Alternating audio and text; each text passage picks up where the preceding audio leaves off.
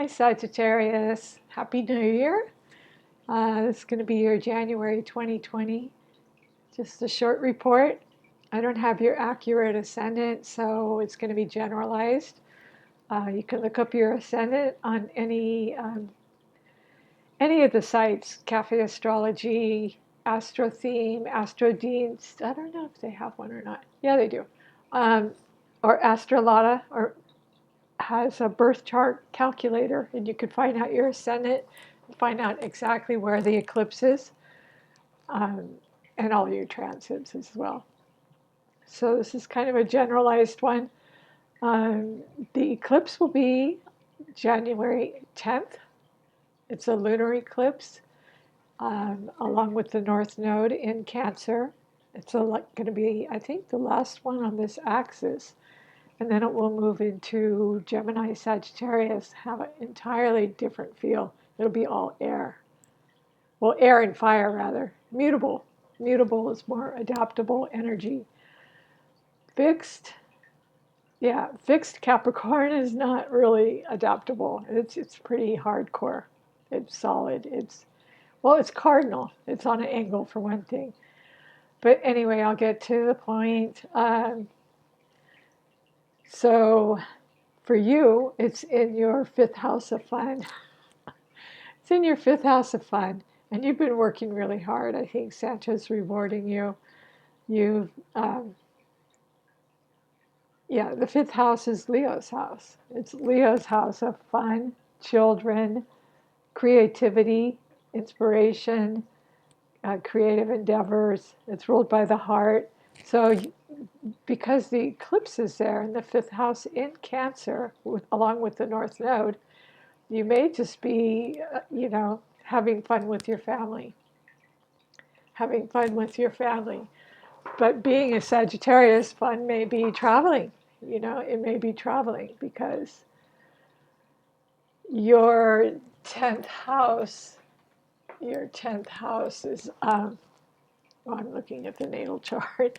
Anyway, Mars is still in Sagittarius, and Jupiter just left Sagittarius. So if anyone's been into traveling, it's been you. Mars would give you huge recuperative powers, its vitality, its strength, its ambition, its drive. So it's like, where are we going to go next? What are we going to do next? Yeah, but the fifth from the 11th, the fifth and the 11th house are where all the stellium of planets in Capricorn are for you. Jupiter, the planet of good luck and expansion. Um, Mercury, planet of communication. The Sun in Capricorn, and Saturn, the ruler of Capricorn, building structure and bringing rewards, or however your life has been working until now. Sometimes it's the great teacher, so it can bring karmic lessons, maybe get on a different track. And it just kind of nudges you gently, and then it nudges you a little harder and a little harder. So it's like you kind of have to get the message with Saturn. And Pluto. Pluto, the outer planet, it's the ruler of Scorpio. And it's, a lot of people have already been through a lot of traumatic upheaval and changes. So I think now you could use Pluto as power and will, dominant strength and will, because it's the ruler of Scorpio. And so Sagittarians have extremely strong wills anyway. They're mutable, Sagittarian fire sign. So, but to have all the stellium of planets involved in this eclipse in your 11th house is hopes, wishes, and dreams. So whatever your hopes, wishes, and dreams are, do write them down. Do write them down, make New Year's resolutions. Your ruler, Jupiter, you've been lucky all year with it in Sagittarius. So you probably miss it already, but it just went into Capricorn. And it's your ruler anyway, so you'll always have that with you. But in the 11th house, the 11th house is Aquarius house. So it could be work with groups, with technology, with friendships, teams, humanitarian work, um, anything Aquarian ruled, working with media. Um, but you want to have fun. You want to have fun, and it's about the family. So what you need to do is just nurture your core self. Your core self is your moon, and the North Node is sort of like a faded quality. Um, so in your fifth house, you could meet somebody. You could meet someone because it's also love affairs and children. So potentially, you could have a child. You could conceive. You could have a love affair. You could meet someone. Put yourself out there. You could, yeah. Cancer also is motherhood. Motherhood. So the 11th house shows hopes, wishes, dreams, friendships, humanitarian endeavors, groups. Um, it's ruled by Uranus and Saturn. So the ruler of Aquarius is in the ruler of the 11th house, rather, and Aquarius is Aquarius's house is in the 11th house, transiting rather. So, um, yeah, you could use that to study. You maybe have an interest at this time in metaphysics or astrology or something.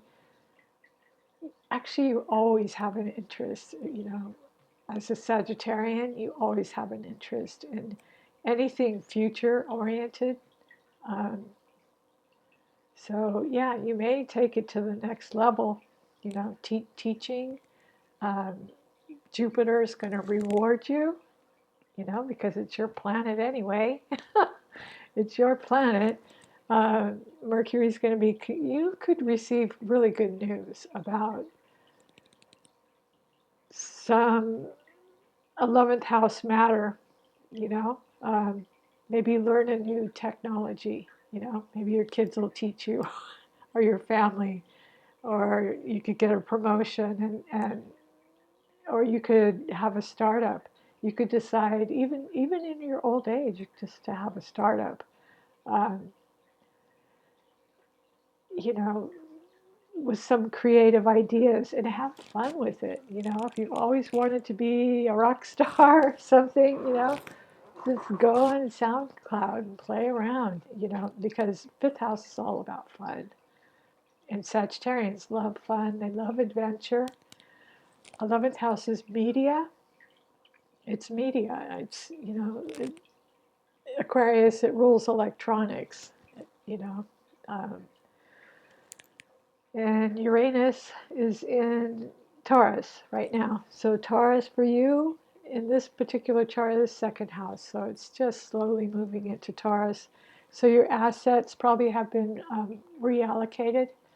Maybe you just retired. Maybe you took a buyout. Maybe a lot of different things, but um, they're in the process of being restructured. What you value may have changed, may be changing. Neptune is in Pisces. This has it in the first house. That would be your personality. So take time out to dream, um, to dream, and to do things that you like, because you need, you need that quality. Excuse my voice. Hold on, I need some water. Too many. Need the water quality just to dream and space out and binge watch Netflix or whatever it is that helps you to relax.